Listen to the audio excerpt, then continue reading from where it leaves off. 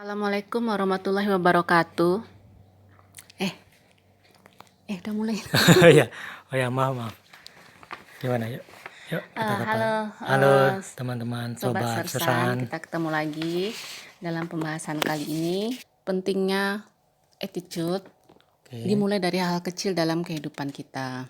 Seberapa penting sih attitude ini dalam menunjang kesuksesan seseorang? seberapa penting?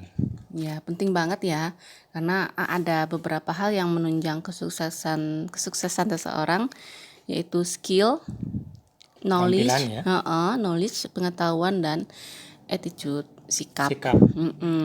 Nah, antara skill dan knowledge itu dapat diasah dengan belajar, membaca, atau praktik. Tapi yang namanya attitude itu merupakan komponen yang akan membentuk karakter seseorang. Kemudian hal apa aja sih, misalnya hal kecil yang sebenarnya ini sering luput dari perhatian kita dalam kehidupan sehari-hari. Apa aja itu?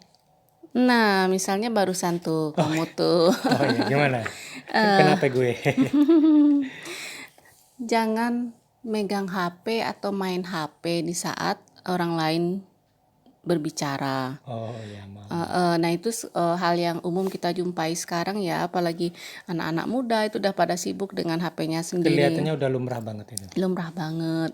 Jadi pas kita ngomong terus main HP ya, itu kan sebenarnya nggak enak banget ya, karena terkesan tidak memperhatikan. Nah, kemudian ada lagi nih, tidak membicarakan hal-hal canggung pas ketemu teman lama kah, atau Dan nikah belumnya masih nikah lagi cerita. saat lebaran misalnya, itu hal yang itu juga menjadi kebiasaan ya. Udah nikah belum? Kerja di mana?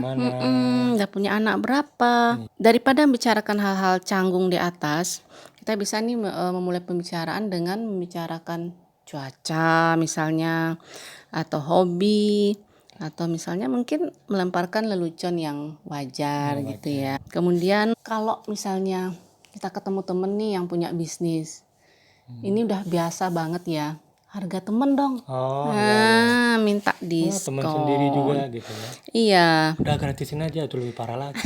pada lagi. Nah, jadi support lah temanmu yang mulai berbisnis, karena kita bisa mendukung memang dengan membeli, tapi jangan juga kita minta harga teman, harga diskon. Apalagi bisnisnya baru mulai. Mm-mm. Seharusnya malah lebih baik ditambahin ya. Nah, kemudian apalagi nih, selalu mengembalikan apa yang kita pinjam. Ini juga hal yang kadang tuh menjadi terbiasa, menjadi wajar. Ada teman misalnya minjam, memang itu hal kecil, misalnya minjam pena atau minjam buku, jas hujan misalnya, terus nggak dibalik-balikin. Harus ditanya dulu baru, oh iya, ada yang pernah seperti itu nggak? Aku juga sering tuh waktu SMA misalnya, sampai sekarang itu belum dikembalikan. Apaan tuh? Dulu ceritanya waktu dulu kan masih ada kaset ya, ketahuan nggak nih anak zaman itu minjem kaset, terus ditanya itu ya nanti besok ya, lupa. Sampai sekarang itu berarti udah 300 tahun masih belum dikembalikan. Udah jadi hak milik. Nah, itu jangan sampai. Apalagi meminjam uang. Uang itu bukan masalah nominal, tetapi masalah tanggung jawab dan kepercayaan. Ya, apalagi dengan teman baik itu malah sering banget. Teman yang dulu kita dekat terus minjem, itu malah jadinya menghindar, dan kemudian bisa putus komunikasi, tahu-tahu kita diblok. Siapa yang minjam, siapa yang ngeblok. Siapa yang ngeblok. Kan kita juga sebenarnya kalau dengan teman itu juga ada rasa nggak enak ya mau minta gitu, tapi kadang kita butuh ya, kita tanyain, menghindar, ditelepon nggak ngangkat, kalau di chat cuman dibaca doang, kadang nggak dibuka gitu kan, tahu-tahu malah diblok. Kamu ada lagi nggak yang sebenarnya ini banyak sekali sih.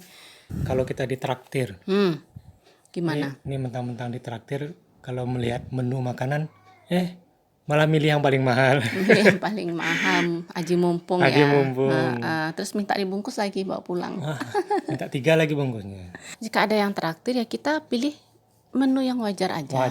Menu yang wajar. Kemudian jangan lupa untuk menraktir balik. Nah, Nah, kapan-kapan kita dong yang traktir Ya. gitu kan, sebagai rasa terima kasih atau gimana. Jangan pas mau ditraktir kita bawa rombongan dari Itu yang pertama. Yang kedua, setelah selesai ditraktir, besok lagi ya. besok Wah, itu lagi jangan ya. banget deh. Kadang kita maksudnya bercanda, tapi orang ada yang beda-beda ya. Kadang ada menanggapinya dengan serius Betul. gitu Lebih baik kan. seperti itu, jangan jadiin candaan. Jangan dijadiin candaan. Terus? Kemudian ketika kita akan memuji seseorang, boleh dan tidak ada salahnya kita menyampaikannya di depan umum atau di depan teman-teman kita, pencapaiannya atau hal-hal baik tentang dirinya. Dan sebaliknya jika kita mau mengkritik dia, itu sebaiknya dilakukan dengan empat mata, secara pribadi. Kemudian misalnya ketika orang lagi curhat nih, membicarakan kesulitannya, kita jangan balik malah membicarakan kesulitan kita juga. Jadi adu nasib nih ceritanya. Lu baru itu, gue dong. Siapa yang paling sulit gitu ya? Malah lomba sulit. Iya, adu nasib gitu kan.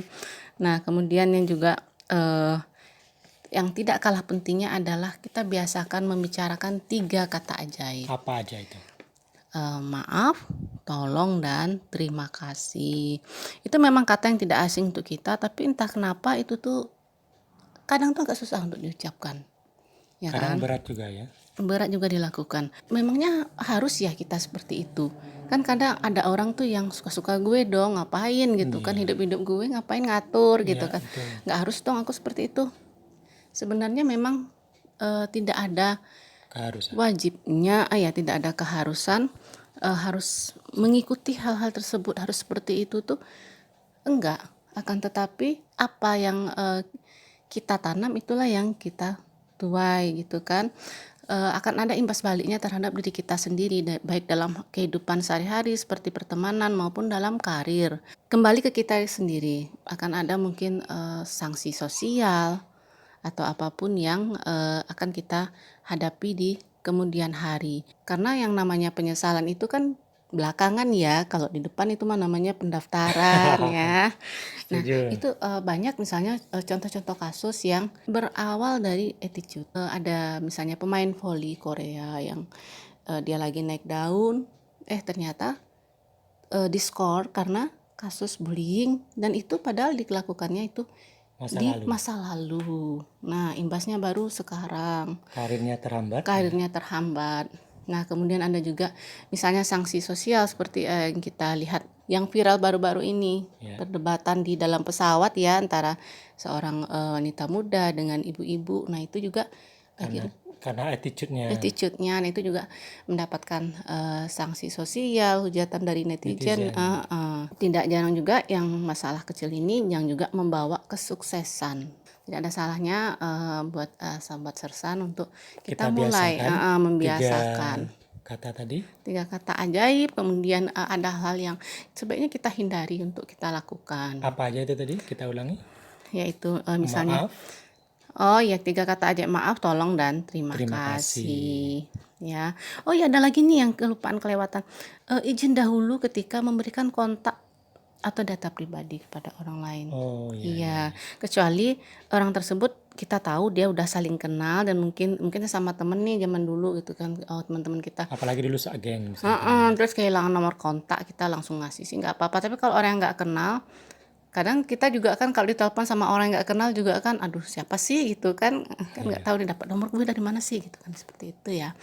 Nah, sebenarnya banyak lagi ya. Nah, teman-teman sobat Sersan boleh nanti yang komen. punya ada nih yang kita ketinggalan atau bahasnya di sini. Kasus yang lain ceritakan di komen ya. Berdasarkan pengalaman pribadi boleh sharing juga di komen. Oke.